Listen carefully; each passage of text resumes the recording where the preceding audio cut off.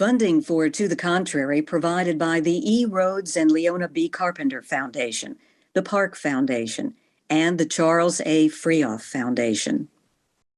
This week on To the Contrary, record-breaking early voting shows more Democrats taking advantage of extra time to vote before Election Day. But as both parties try for the women's vote, well, we won't know who wins women's support till it's over. Then, if the Supreme Court bars colleges from using affirmative action as a factor in admissions, how will that change the color of student bodies?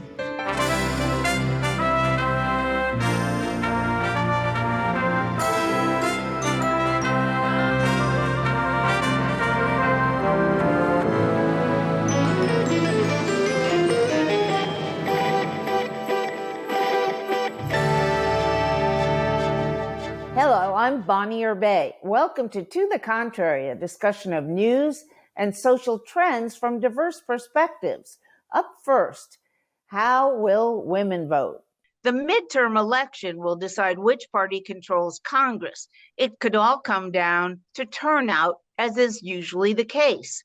By the last week of October, 25 million Americans had already voted at early voting centers or drop boxes.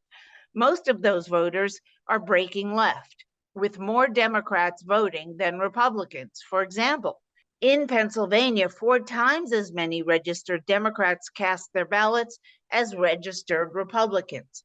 Political experts caution a voter's registration may differ from how the person actually votes.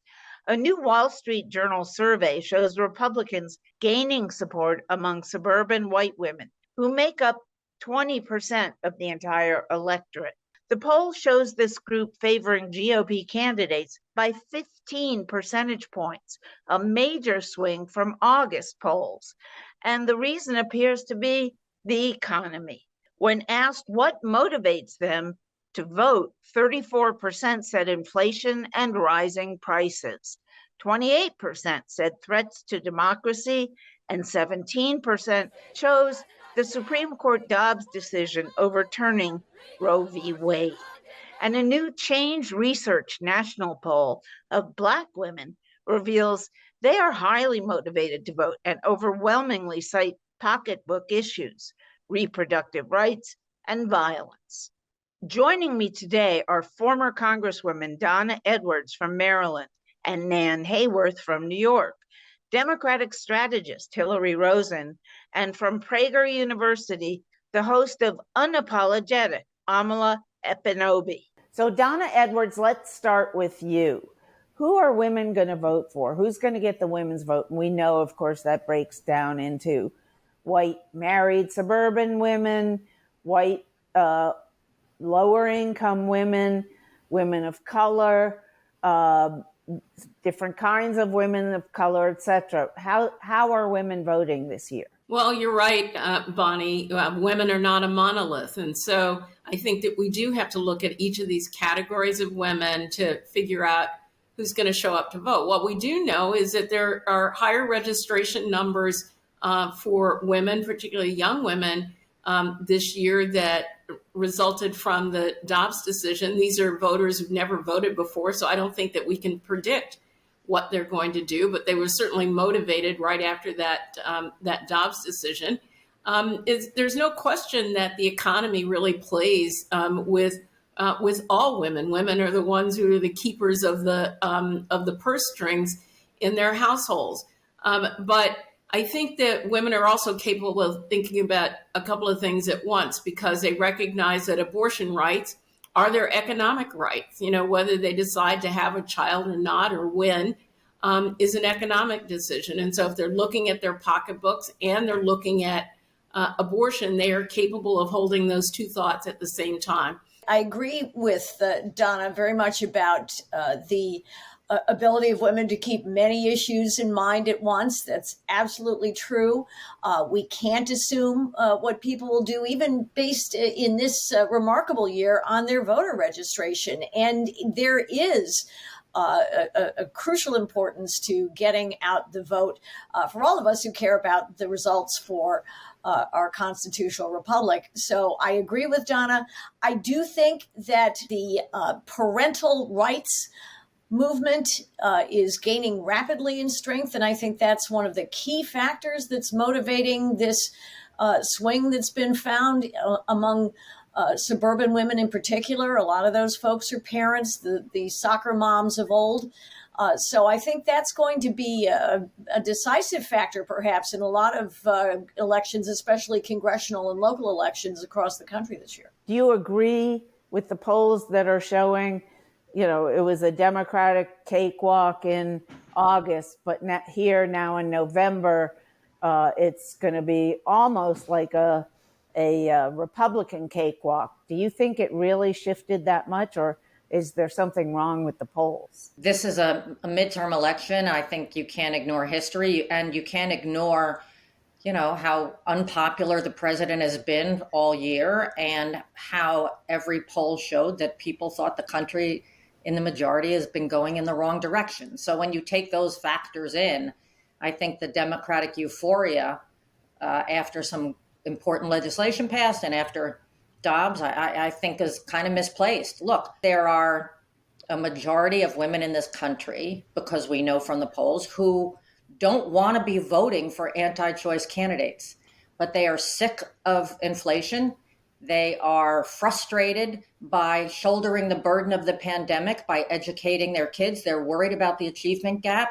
There is not enough conversation about these issues. And look, I'm very pessimistic about Democratic chances right now. I do not think that Democrats are talking about the issues that people really care about. I don't think people really care about democracy being at stake when they're faced with day-to-day life decisions in their own homes. And the Republicans are offering no solutions.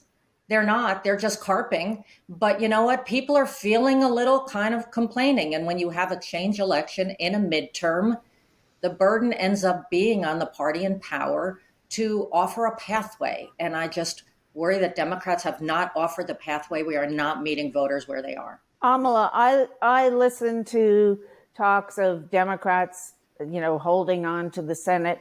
And I think back to the midterm elections of the first midterm elections of President Obama and President George W. Bush. Obama lost 50 plus seats in the House. Bush lost 80 in the House. Is there enough strength going on here to change historical patterns around that much that the Democrats could win? What I'm hearing here, I really agree with what Hilary just said. I think there's going to be an issue with the way that they're speaking and the issues that they deem to be important and what actual American citizens deem to be important. I'm the young buck here. I'm only 22 and I've only voted in 2 elections, a presidential and a midterm election. So I also live in Los Angeles. And while people are talking about abortion, and that might be a very prevalent issue for a lot of young women here in Los Angeles, I just paid $6.88 for gas this morning. I'm in a crime-ridden city, and that worries me. And I'm looking at the state of education. And although I don't have children yet, I would be concerned if I had children now and I was putting them in the public education system here in America. And I think that's what women are more worried about. And although I'm getting lots of ads that focus on Roe v. Wade and the right to an abortion, it's not swaying me like the actual effects that these policies and typically progressive policies are having on my community. Yeah, but let me ask you this. I think when people worry about crime, what's going on is the media are constantly covering these mass shootings. It's every day now. And why is that? That's because of Republicans' support for no gun control of any kind.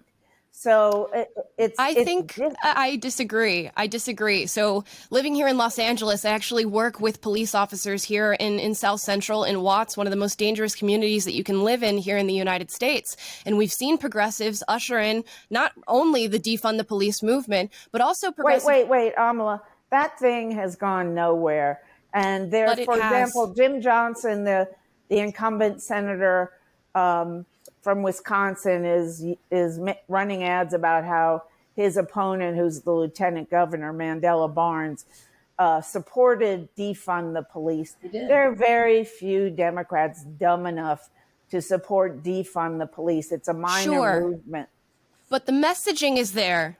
I think what is real, though, it's not really about gun control, which the Republicans have been appallingly hypocritical about. I think what it is about is sort of the day-to-day quality of life. And, these issues are not sort of Democrats' fault. And I think instead of taking it head on, instead of really talking about the fact that we, have people walking down the street in urban areas who are kind of afraid of the massive homeless population that has been created by, economic hardships and other things.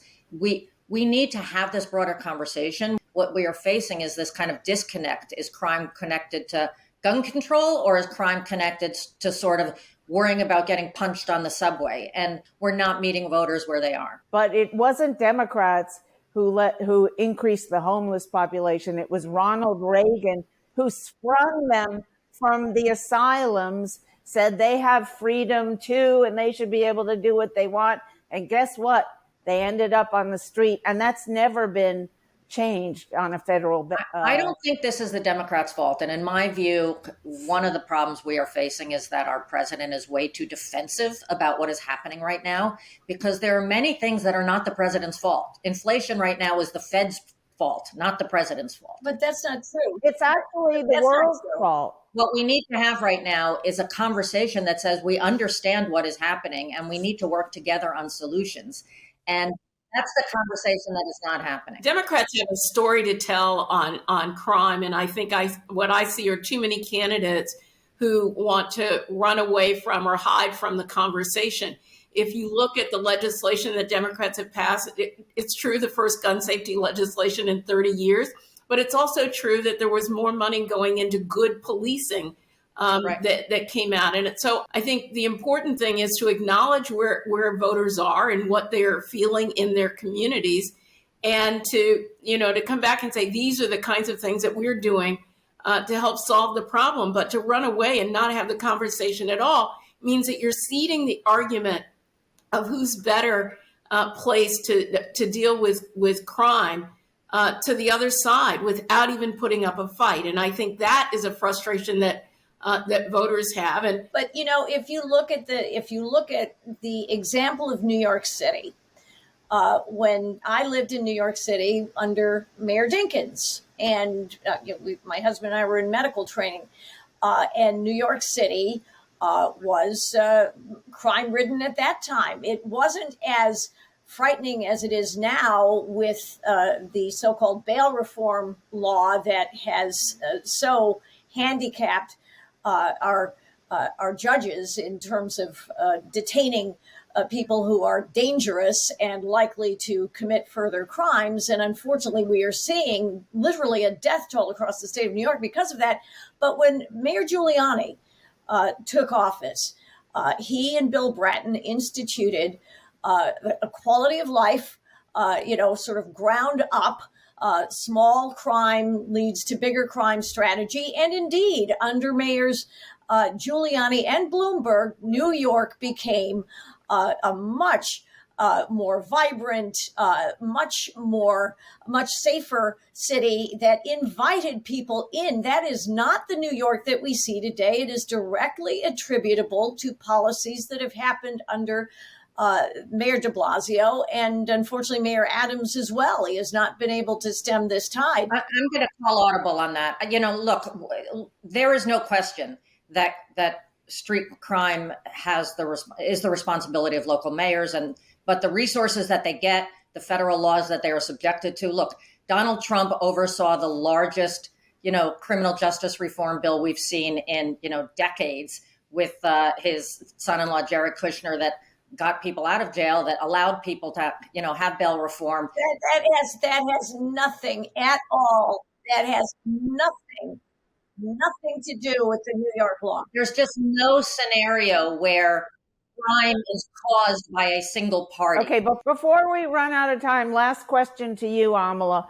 Are young people, we have all these issues being thrown at voters, from abortion to the economy, to which, by the way, there is a global crisis going on with the economy, with the war in Ukraine and Russia and crazy gas prices. I mean, it's well beyond the Fed's ability, I think, to control it because it's global.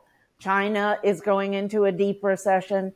So there are lots of factors there, but the economy, is it schools? Is it local issues like crime? What is it that's affecting young voters? Particularly with young women, I think Roe v. Wade is going to be a mover for them. We saw a lot of young women register to vote in the wake of that decision. So I think that's going to be a mover for them. And we know that young women tend to trend liberal while young males trend conservative. So I think that's what's going to happen. As far as Gen Z, my generation, I don't think they're particularly concerned about the economy or schools because it feels sort of separated from them. I think Roe v. Wade, like I said, is going to be a big mover for young women, and I think young men will continue to trend conservative. As far as them getting out to vote, it's kind of hard to tell. I mean, for many of them, this is going to be their first election. We see a lot of them registered to vote and a lot of them stating that they intend to vote, but whether or not that translates to real action, I don't know. Well, early voting certainly has changed everything, at least from my perspective. I'll never wait in line and go to a polling station again. I will always be voting early, and so have, at the last count that I saw, at least 25 million other Americans. From the midterms to the Supreme Court. The future of affirmative action is unclear, but what will the Supreme Court ruling actually mean for college and graduate students? After 6 hours of arguments, court watchers believe the conservative supermajority will overturn almost 50 years of precedent and outlaw race-based admissions at colleges and universities. The challenges are to policies at Harvard and the University of North Carolina. In 2003, the Supreme Court ruling on Grutter v. Bollinger upheld the use of race in the admissions process at the University of Michigan's law school. If overturned, and schools are barred from using affirmative action as a criterion for admission, no one knows exactly what the impact will be on the diversity of student bodies. Nan, first question to you. Do you think there are enough young people of color, students of color, applying to colleges with great grades and lots of outside activities and high test scores who will get in anyway, regardless of whether the Supreme Court takes away the use of affirmative action as one of many factors for admission? I think there should be. I don't see any reason why there shouldn't be. There is no inherent difference among human beings in drive, motivation, intellectual ability. But there is a difference in the quality of public schools in rich versus poor neighborhoods. I could not agree more. And I lay much of that at the feet of politics and policy. And anybody who knows me knows that I voice that vehemently. I think the public school model, unfortunately, has failed for many reasons. But the public schools seem to be structured primarily to benefit teachers' unions, not even teachers. They don't value teachers' merit and excellence. And yes, indeed, they're working in our most vulnerable communities under very difficult circumstances. That is true. And the great Democrat senator and scholar Daniel Patrick Moynihan warned in the 1960s of the adverse consequences of the so-called Great Society suite of massive programs, arguably none of which have actually benefited the communities they sought. So do these communities deserve far better? Yes, they do. Do these children deserve far better? Yes, they do, because they do not lack any ability, but they do lack the environment and the opportunities. Charter schools are vital. I don't know why the Democrat Party is so opposed to charter schools, but most of them tend to be. And that is a problem that I think a lot of Republican candidates also seek to solve in these areas where it is important, and it is a vital movement. Well, I'm really struggling here. I am a trustee at Wake Forest University, my alma mater, and I think this is something that that schools, that elite schools, struggle with. And the value of diversity is also about the kind of student body you want to have. It isn't just, it isn't diversity just for students of color. It's diversity for white students who need to be exposed to other people. And so I think that it is, as it should be, that race is one of many factors that one considers in terms of building a student body that's more reflective of the world in which young people are going to go out and experience. And so I think it would be a shame to get rid of these rules, to overturn this decision, because I think it will be increasingly difficult for schools to be able to use those multitude of factors to make a decision about how they want to build their student bodies. And frankly, even under the current rules, we still struggle at 6% of Black students in school, even under the current rules. I can't imagine what it would be. But you don't think college admissions officers at Harvard and at Wake Forest aren't smart enough to figure out other ways to attract students of color to apply and get them in? It isn't just that. I mean, you can have students of color who come from upper class families that economically could fit in. That doesn't mean that you're building the kind of diversity that's reflective of a student population that you want to have. And so, yes, I do think that race should be one of a number of factors to consider when it comes to building a student body that is reflective of the world in which students are going to go out and work. First of all, I think Harvard is probably the worst example to actually be before the Supreme Court, because it is such an elite institution.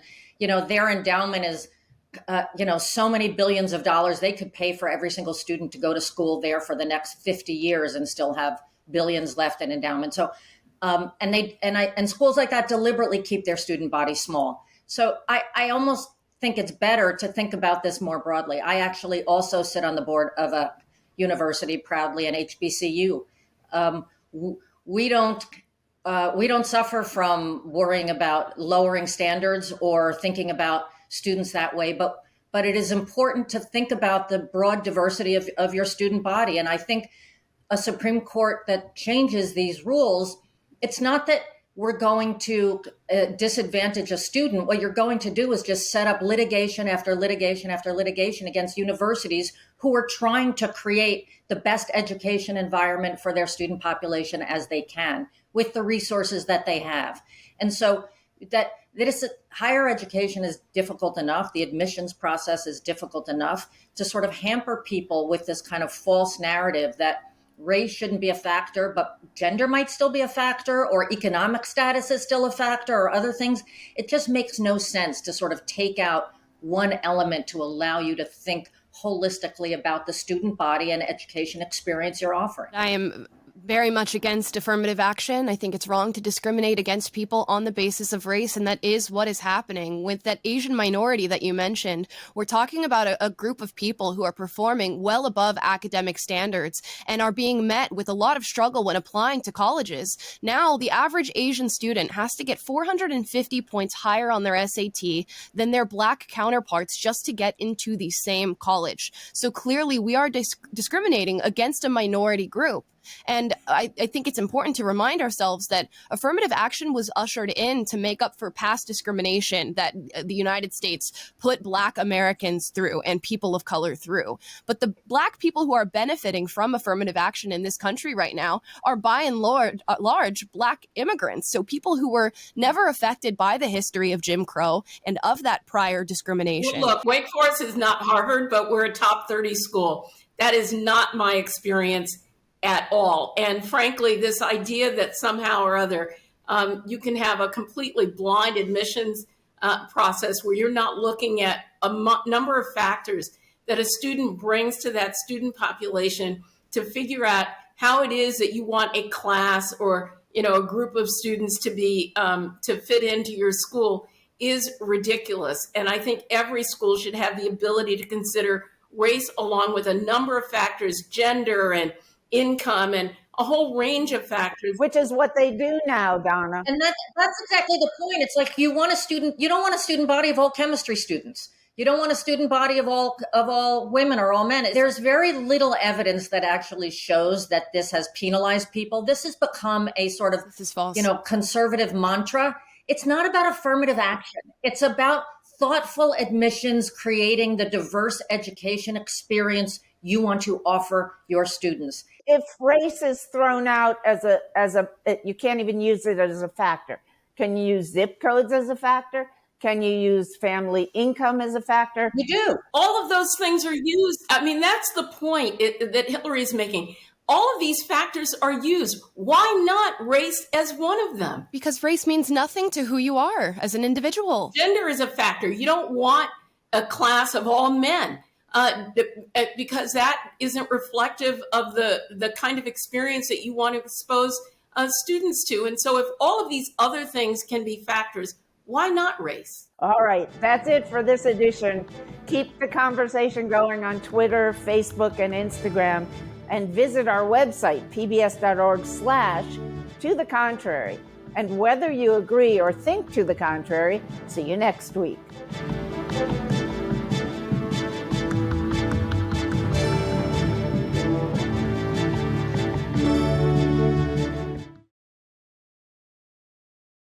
Funding for To the Contrary provided by the E. Rhodes and Leona B. Carpenter Foundation, the Park Foundation, and the Charles A. Freoff Foundation. For a transcript or to see an online version of this episode of To the Contrary, please visit our PBS website at pbs.org/To the Contrary. Be more. PBS.